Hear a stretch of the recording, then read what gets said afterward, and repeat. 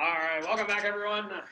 So, last time we finished off by talking about superposition of waves on a string, which again has two closed endpoints.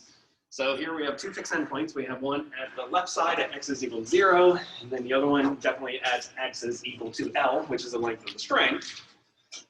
So again, what's happening is we're sending a traveling wave in this direction.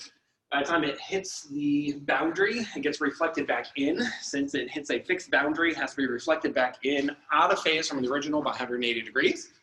The superposition of those two, so I simultaneously have one wave moving this way, one wave moving this way. These two impose each other in both constructive and destructive manner to then create a standing wave. So here, this standing wave has the simplest form, so this would be our fundamental. So this is n is equal to 1. So here I simply have a half a wavelength. N is equal to 2, I have a full wavelength. N is equal to 3, I have 3.5 wavelengths, and etc. So I can have all the way out to n is equal to infinity. So here n runs from 1 all the way out to infinity, or integers. So the other thing we looked at and we talked about was, what that does then is it quantizes then the wavelength, meaning that the wavelength then only comes in certain discrete forms, which is then given by twice the length divided by the harmonic, which means that the frequency is also fixed. So we also have a certain number of frequencies. So we have a quantized frequency as well, using the fact that the velocity of the wave is equal to the wavelength times the frequency. What this means then is the frequency then is equal to the velocity, which is the speed of sound in air or whatever it is moving on the string, divided then by the wavelength, which means that the frequency is then equal to the harmonic times the velocity divided by twice the length, which we can rewrite then as the harmonic times the fundamental frequency, where the fundamental frequency then is the speed at which the wave is moving on the string in this case, divided by twice the length of the string. So if you didn't follow all the math that we did on Friday, no, that was Monday, wasn't it? Monday, there we go. Got my days all mixed up. Don't worry too much about that. I'm not going to ask you to reproduce that. The only thing we really care about are these two things here. So good. So let's use this, and let's go ahead and do an example. So our example says that we have a harpsichord, which has a string of length 1.5 meters and has a linear mass density of 25 milligrams per meter, which vibrates at the fundamental frequency, where that fundamental frequency is 450 hertz. So the first thing it wants to know is, what is the speed of the wave as it moves along the string? Then it wants to know, what is the tension at which the string is at? And then it wants to know, what are the wavelength and frequency of the sound in air produced by the vibration of the string? And here we're going to take that the speed of sound in air is equal to 340 meters per second. So my first question is, what's a harpsichord? Anybody know what a harpsichord is? It's basically a piano, right? The only difference is with a piano, there are little drums on the inside which basically bang on the strings. So when you hit the keys, there's a little hammer that basically bangs on the string, and then the string vibrates this way.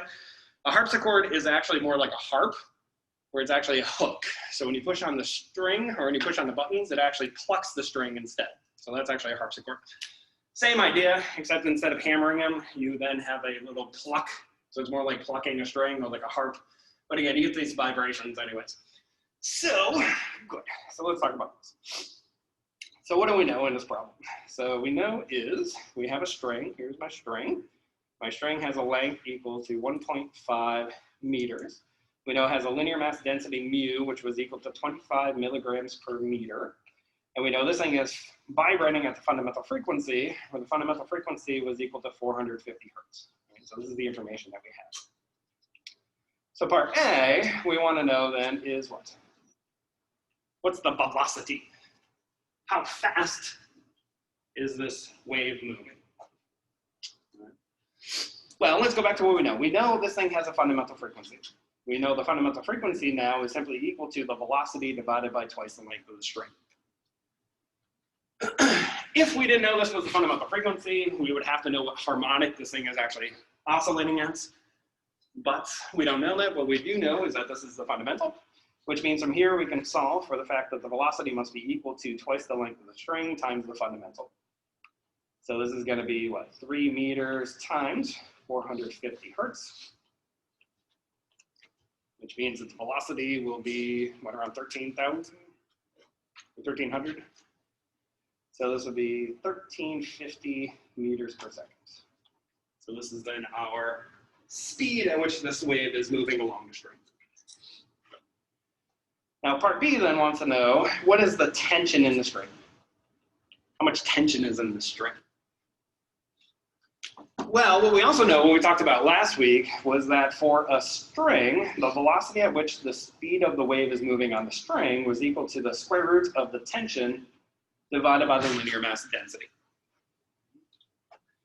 So what we know is what? We know the speed of the string, that's what we just solved for here. We know the linear mass density that's given to us in the problem, so the only thing we have left to solve then is the tension.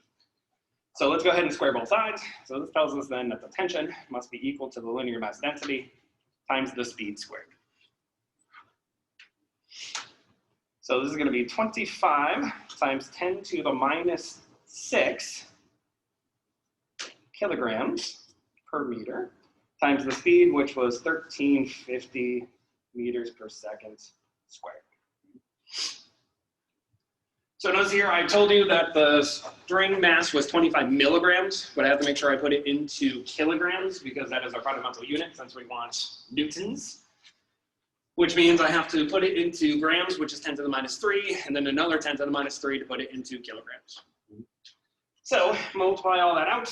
We find in this case then is that this works out to be about 45.6 newtons. So this is the tension in the string. Finally, part C is saying, okay, so now what's happening is this wave, which is vibrating at the fundamental frequency, at a frequency F1, which was equal to 450 hertz. The string is vibrating, but then the air also starts to vibrate at exactly the same frequency. Because what's happening is once it passes the boundary, part of the wave is reflected back in, part of the wave is transmitted or refracted to the outside.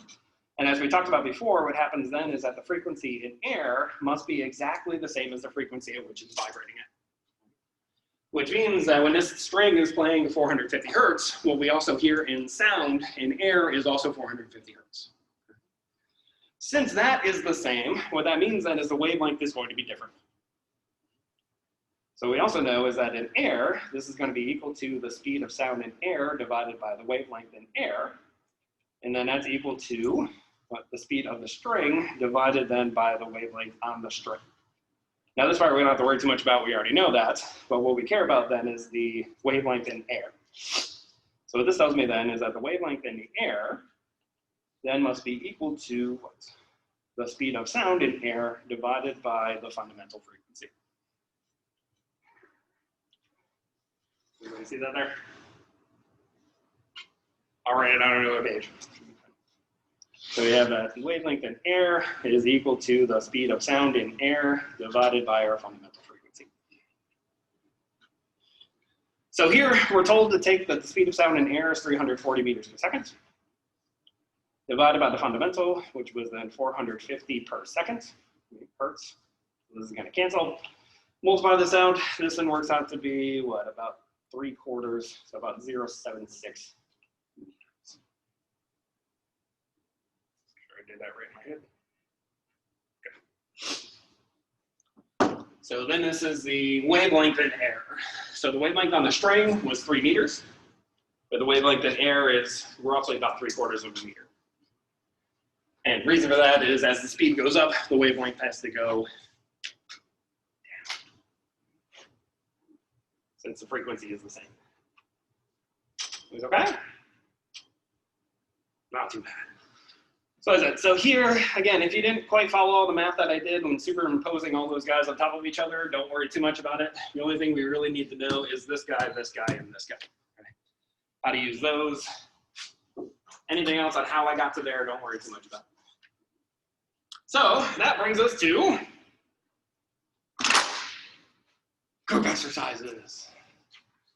Be a little bit awkward since everybody has to be 1,000 feet away from each other, but we'll make it work. You guys can call each other on the phone or whatever. Whatever makes it easier. So basically we're going to work on 2 of these. So the first one says we have a portion of a cello string, and I'll draw this in a minute. where between the bridge and the upper end of the fingerboard is 60 centimeters long. So that means the neck of the cello is 60 centimeters long from the bridge all the way up to the top part. So it also tells us that the string has a mass of 2 grams. So on here we have, imagine one string that stretches the entire length of the cello, where the mass of that thing is 2 grams. So it says then it's tuned in such a way that it's going to play a 4th note, where the fundamental frequency for the A4 note is 440 hertz. And I know it's fundamental because in this part it tells me it's the fundamental. So I want to know then, if I wanted to play a D5 note, whose fundamental frequency is 587 hertz, where would I have to put my finger on the neck to create that 587 hertz? Okay, so again, if my finger's not on there, I'm simply plucking, or in this case, using my bow to vibrate the string. It's then going to play an A4 note of 440 hertz. So I want to know, where should I put my neck, or where should I put my finger on the neck to get it to vibrate at 587? That's the first part. Second part then says, without retuning, is it possible to play a G4 note whose fundamental frequency is 392 hertz on this string? Why or why not? The answer is no, it is not possible. You just have to tell me why. Okay, that's basically that part. So before I draw that, let's talk about the second one. So the second one then says, we have a guitar string which has a length of L, is plucked in such a way that the total wave produced is the sum of the fundamental and the second harmonic. That means that the total wave then is going to be equal to the fundamental plus then the second harmonic, where the fundamental is given this way and the second harmonic is given this way, where the wavelengths and the frequencies are related this way. So K here again is the wave number, omega then is the angular frequency. These guys are related in this way. So I want to know then, simply what positions of X are there nodes for this guy? Well, this is the fundamental, which means the nodes have to be at 0 and L, that's it. So that's the answer to that one. This one wants to know where are the nodes then for this one. Well, this is a second harmonic, which means there has to be 2, which means the nodes are at 0, L over 2, and L. That's the answer to those. This part is kind of the tricky part. Now what you want to do is take these 2 waves, add them together, and then basically plot these guys. Okay? Now what you're looking for, and what this problem is basically trying to get at, is can I create a standing wave from 2 standing waves? That's basically what the question is. Okay?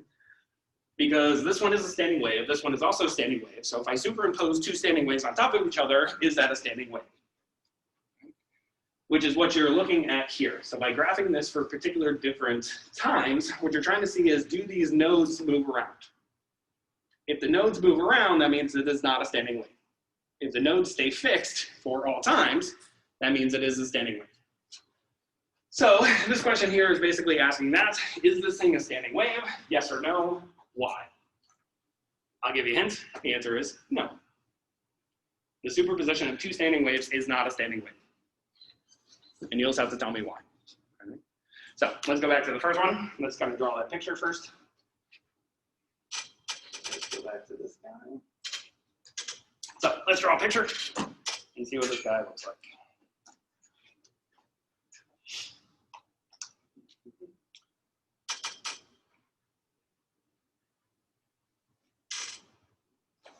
That's if I actually plug it in. Good. So here's my string, or my cello neck. This thing is 60 centimeters long. And what I'm told is that this thing is vibrating here. So here's my single string, which is vibrating, is going to vibrate at the fundamental. So here's my fundamental, where this is an A4 note. So it's called FA, which is equal to 440 hertz. So what I want to know then is, where should I put my finger from the base? So if this is the base, what distance here, X, do I have to put it at? So this thing is going to vibrate at a G4 note, which was what, 587 hertz. So this is the first part. So this guy is just saying that, where should I put my finger to make this thing vibrate? So the distance in this case is going to be from the bridge down here up to where my finger is going to be. So here's my big fat finger. So where do I have to put that guy? The second one, what I would say is basically add the two waves together, make plots of those. As you make plots of those, see what happens to the notes. So plot it for all kinds of randomly different times. I didn't tell you what C was. I didn't give you any numbers. It doesn't matter. If you want, you can make up numbers or do it in a way that it has no numbers. That's the other way I can say. So give me about 25 minutes or so to kind of start working on those. And then we'll spend a little bit of time starting on sound waves. So now that we talked about waves in general, we're then going to focus on sound waves after this. So as I said, you guys will have to shout at each other or email each other or Zoom with each other if you're so far away from each other, but it'll be fine. It'll be great. Got to work with people in your vicinity. What's that? Yes, they're on Blackboard. Yeah. So all the questions are up on Blackboard. They're under the group assignment section. So I can bring up the first one again so you can actually see that. There you go. Oh yeah, they're already up on Blackboard. So if you want to open a Blackboard, now we're on that way. Yeah, Dylan, you can move. There you go. That'll work.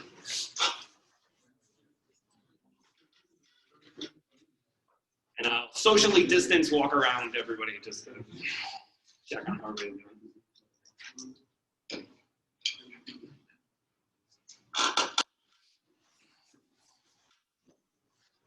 So for the first one, you have to make a key insights, and I'll kind of give you a hint about that. Think about the velocity of the wave on the string. That's the key insight that you have to pick into this problem to understand how to do it.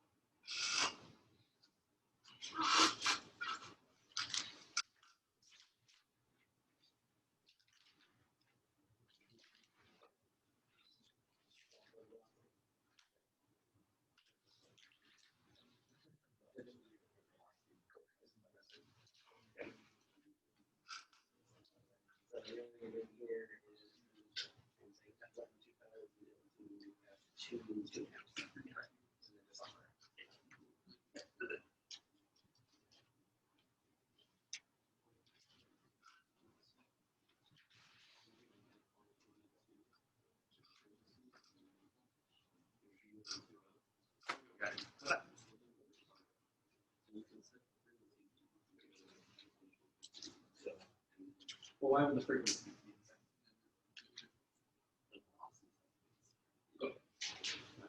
So solve for the velocity and then check the velocity.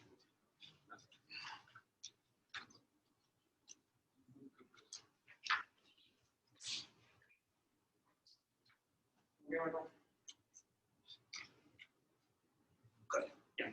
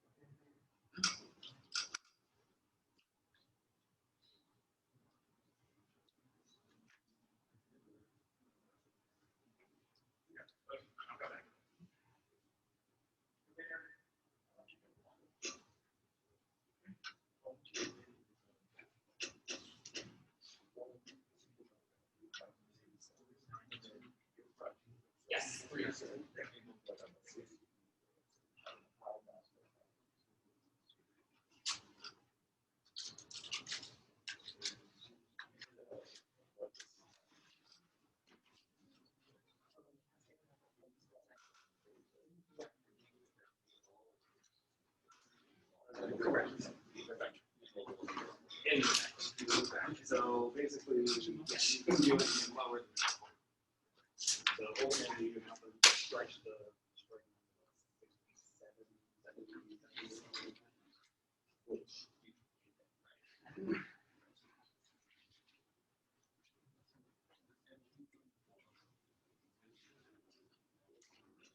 Yes. So in this case, you're saying it's equal to 2 times the new frequency times the new.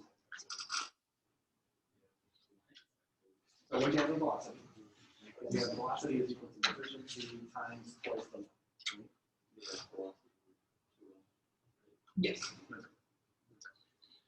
So that's right. So here, so that means the velocity then is equal to twice the new frequency times the new length.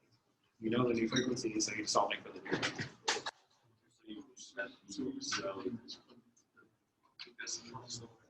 Yeah, that's right. Except, well, that you now know you're just looking for L. You're looking for the new L. Yeah. Yeah. Yeah, I just moved the 2 to the front of the frequency.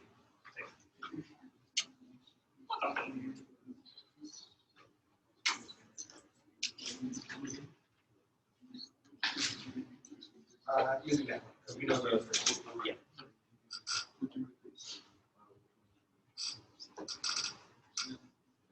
That's right. So that will allow you to solve for the velocity. And then once you have the velocity, what has to choose the velocity has to be the same. That's right. So now we want to do what's that x.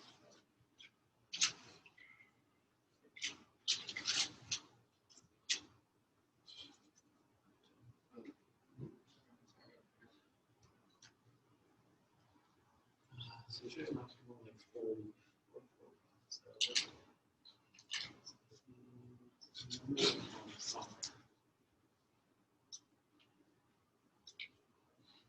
Another way to do it is just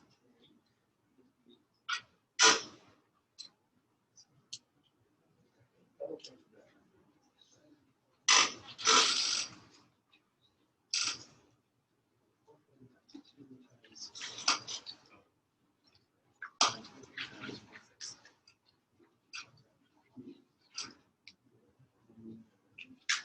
So this is not that. So now we have that one divided by 2 times 5.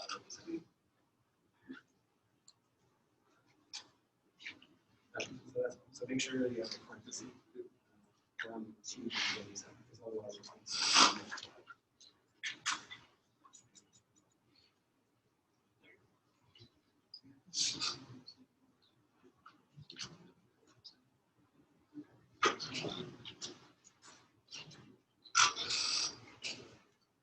You're right there. Yeah, so the velocity section is the same. So what I need to do is, I was talking my string versus I was holding here, I kind of changed the name of the string. So I'm not changing the mass of the string, I'm not changing the tension of the string. All I'm doing is changing how long the string has to be.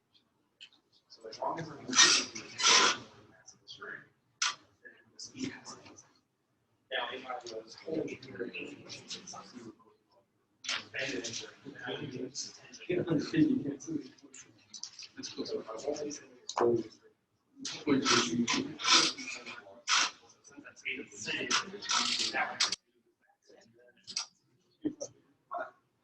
Okay, well, I think it's the same thing.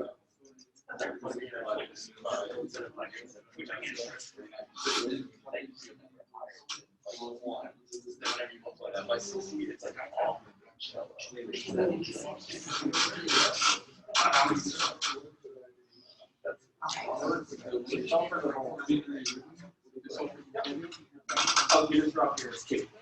And then those keys are good. Yeah. Forgot that.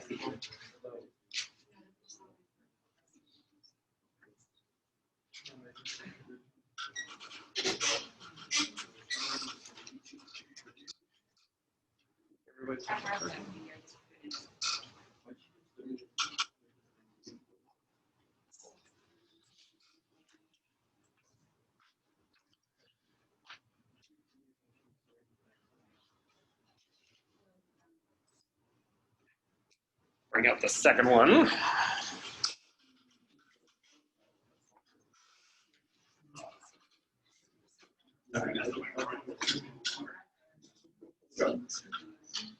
Yep. Good. That's right. But we can't increase the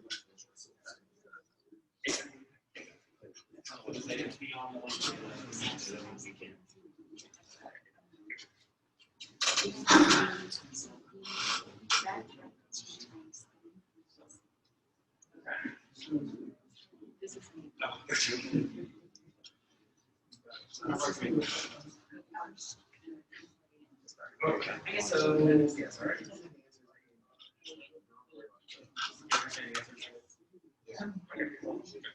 So yeah, so one of my suggestions I guess. So basically, you want you can choose for example omega 1 and K.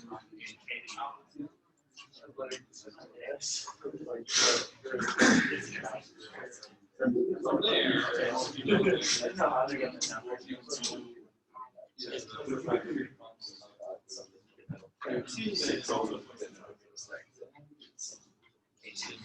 so then, when you enter inside, there's an equation of basically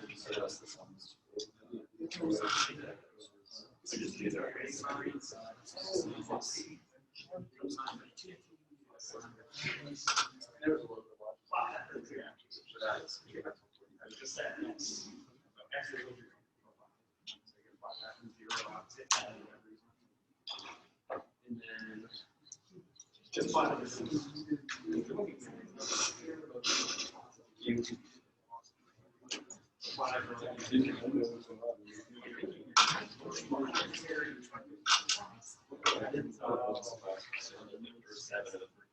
these are going to be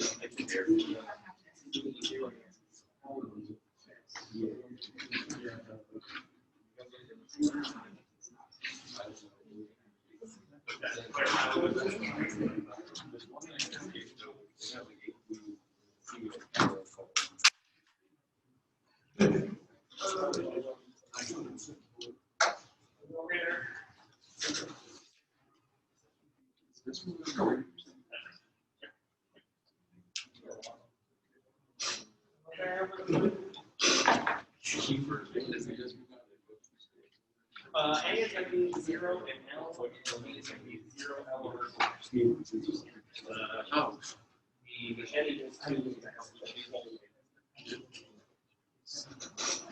where the first one is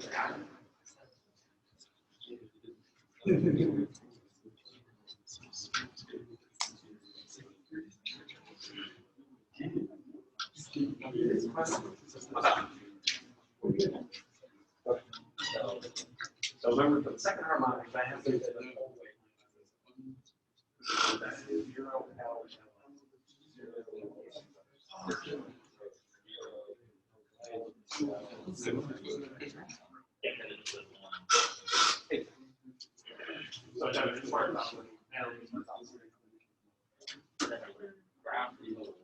So graph, what you can do is you can choose basically numbers for these. So you can basically say C is equal to 1, omega 1 is equal to 1, K1 is equal to 1. But then that means omega 2 is equal to twice of omega 1. And then K2 is also equal to twice of K2. Which basically means that, so if you call everything 1, then is going to be simply cosine of t times sine of x plus cosine of t sine of So you have so that plot. So plot that versus position, and then plot it different times.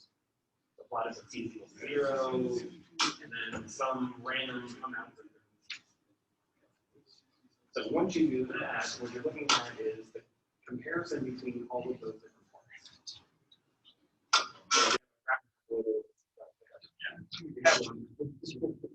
Be a little bit easier that way. You can also do so basically, by doing this, or what happens to them, are like a regular standing wave, or this is about what you no fixed position, or there's no migrating. If the nodes are migrating, you can also do it mathematically. What you can do is you can use those sines, cosines that we used on Monday. And basically what you'll find is there's no way to write the sum of those two numbers as individual sine and cosine functions. So basically we'll have to happen if those x and t's have to get mixed with each other. So what ends up happening is it becomes kind of a combination of moving periodically with state. So ultimately the answer is so there's different ways you can do it. So either you can do it by line, or you can do it by using trig diagrams that we use basically. Either way, but so basically you're trying to see what happens to them. Are they staying fixed at all times? They're going to be, yeah. Well, 2 will remain fixed. Right. 0 and L will stay fixed. So the ones I'm going to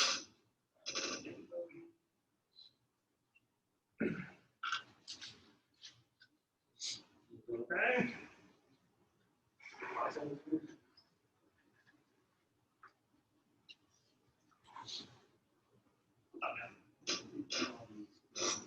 Oh, on the day so either I'm going to have you just bring in like we did before, copy, or I'm going to put it as a submission onto the board and then send it to I'm not quite sure which one I'm going to do.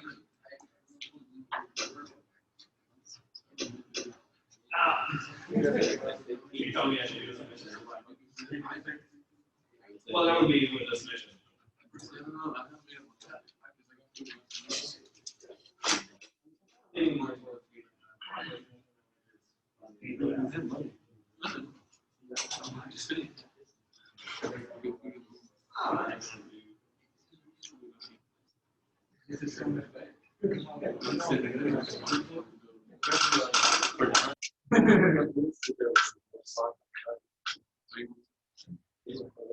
Yeah, so basically,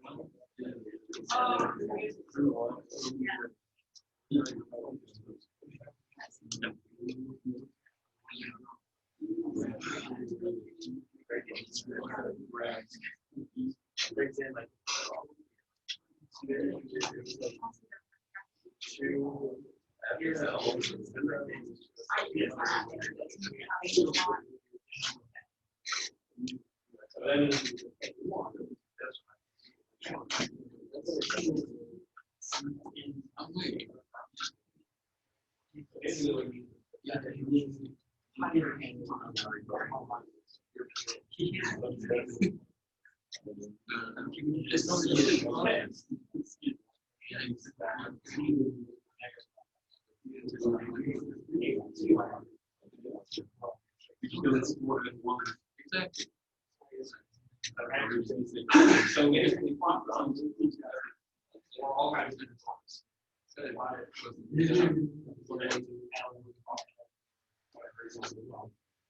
what you're doing is what happens to space or the and what you should find is see them.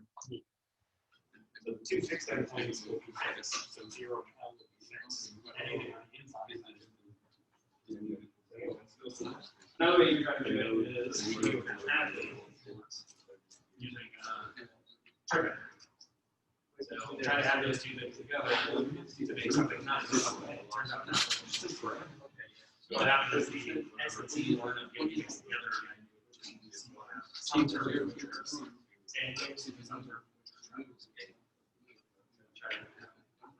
either way, it's here I'm basically asking you to check it out. So if you grab it all kinds of different times, then you'll notice that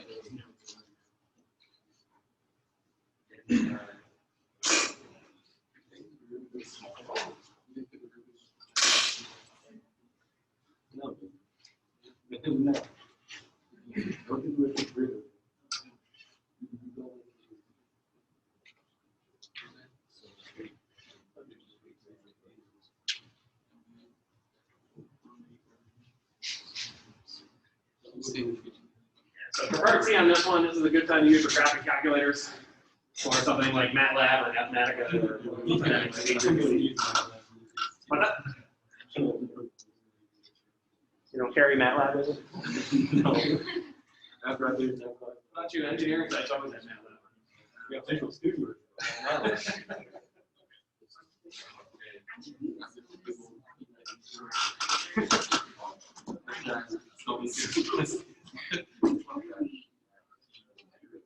So here, we can do something called C omega 1 equal 1, K1 equals. Now the relationship between K1 and K2 is K2 is twice the size of K1. You have any notes from that?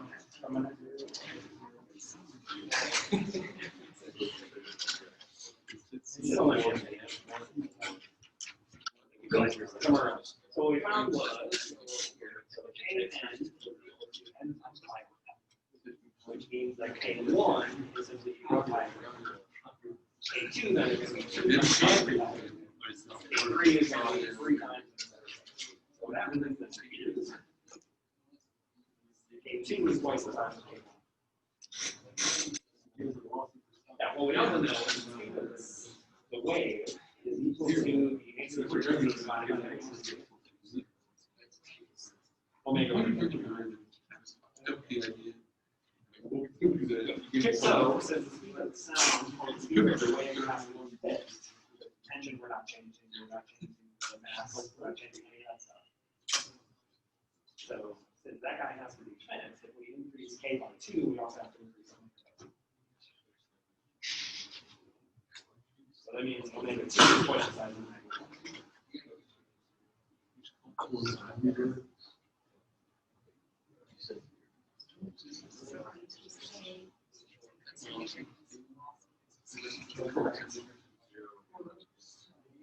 By the same reasoning we did with that last problem. So it's not changing your local property of the string. You can call it. So basically, you can call omega 1, 1, K 1, 1, if you go back to here, and that just becomes cosine of t sine of x. And that becomes cosine of 2t sine of x. So now the total is like that. And now plot that parallel or different.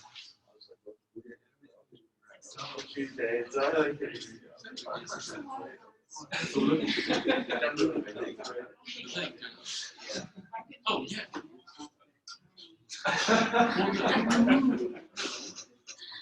Because other than people like how much And this is all about because remember the wave on a string is fixed by the tension and the linear mass. So the speed is equal to square root of T over T over V. Correct. So as long as we are not changing the linear mass density, we're not changing the tension, the speed has everything. Once you're up. okay. So the only way to change the tension is, for example, if I push it to the side, so I was looking at this and I was thinking, well, we're changing the length, but you're changing the mass with. yeah, correct. So as I change the length, the mass. Oh, so that stays proportional. So the better thing about this one is, Okay. so you're not changing the local property of the string. The speed has to be.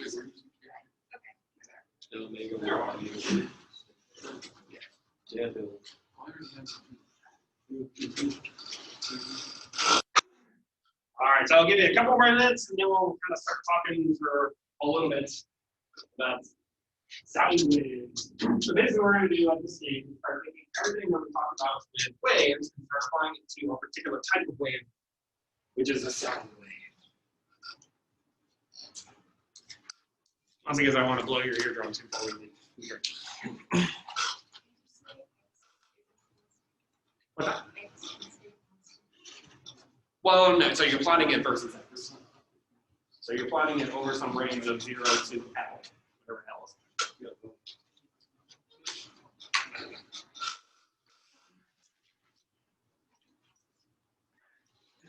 So you're plotting it over the length of the string. And then you're going to plot that for particular T values.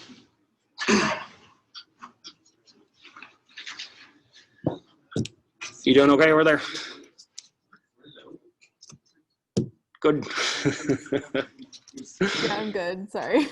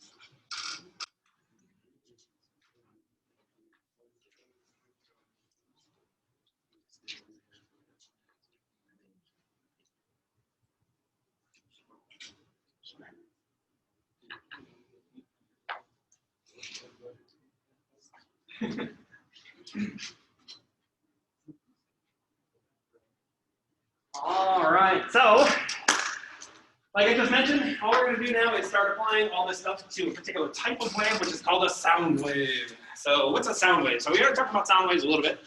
What we said is that a sound wave is a longitudinal wave which needs a medium to move, where that medium is typically going to be air, but it doesn't have to be, right? It could be water, it could be steel, it could basically be this table, right? It can move in any type of situation, but typically we're going to talk about speed of sound in air. So sound, the way that this works is, let's say this is a tuning fork, or this could be anything that's actually kind of moving. And what this thing then is doing is it's then creating a vibration. So what's happening here is you're creating these sections of what are called compressions, which are places where you have a maximum amount of pressure. So basically what you imagine is when you walk into this room before I start talking, there's an average pressure in this room. But as I start to talk, I then create pressure overages and underages, and that's what you're seeing here. So here, what's happening is all these particles are very close to each other. These are creating what are called compressions. So all the particles are being pushed on top of each other, which then creates an overage in pressure. But the areas where those particles came from then creates this section here, which is called a rarefaction, which is an underage in pressure. So what happens is these particles get pushed right on top of each other. Nothing wants to be in a high pressure zone. They want to move to a low pressure zone, so they move away from each other to a low pressure zone. But that low pressure zone now becomes a high pressure zone. They move away from each other, and that's what causes the sound to propagate as it moves. Now again, it's a longitudinal wave because these particles are only oscillating side to side, but the wave itself is moving in exactly the same direction at which these guys are actually oscillating. So when it comes to a sound wave, you have two choices on how to describe it. You can either describe it as the displacement of the particles away from the equilibrium position, or you can describe it in terms of pressure, overages, and underages, either way. But the thing is, when I have high pressure, I have zero displacement, which means that these two things are 90 degrees basically out of phase from each other. So if I want to describe it as a pressure versus that of a displacement wave, they're just out of phase from each other by 90 degrees, but everything else stays the same. Angular frequency is the same, wave number is the same, everything is the same. It's just how I actually describe these things. Now, the speed of sound in air turns out to actually be temperature dependent. I'll write that down in just a second. But things about waves is us as people, we have a finite range at which we can actually hear sound. It turns out for a person of good hearing, here's our caveat, good hearing, people can hear a range from about 20 hertz up to about 20,000 hertz. A dog can usually hear from about 20 hertz up to about 45,000 hertz. Other animals hear a different range. So this is an online tone generator. So basically I'm going to start playing some tones and see if you guys can actually hear these things or not. This is the fun part. So let's give it a try. So this is about 13 hertz. So this is 20 hertz. So Dylan has bad hearing, he's telling me. Can't hear. Let's go up.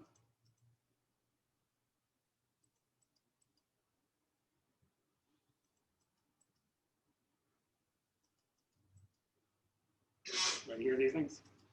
I hope so, otherwise you gotta get your ears checked by the stage. Skip a little bit.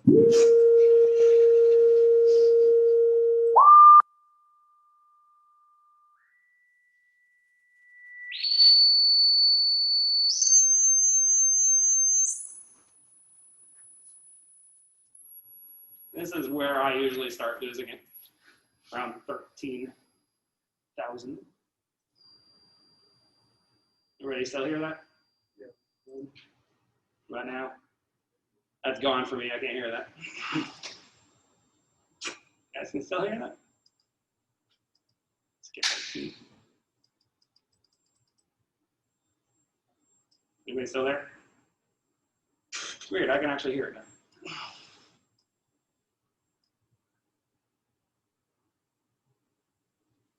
Yeah? I can hear that one.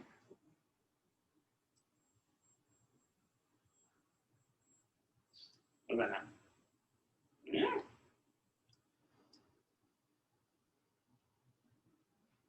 Nice. You guys are better than I. Get older, these things go away. But basically, a person can hear only a finite range. Again, our range typically for a person with normal hearing goes from about 20 hertz up to about 20,000 hertz.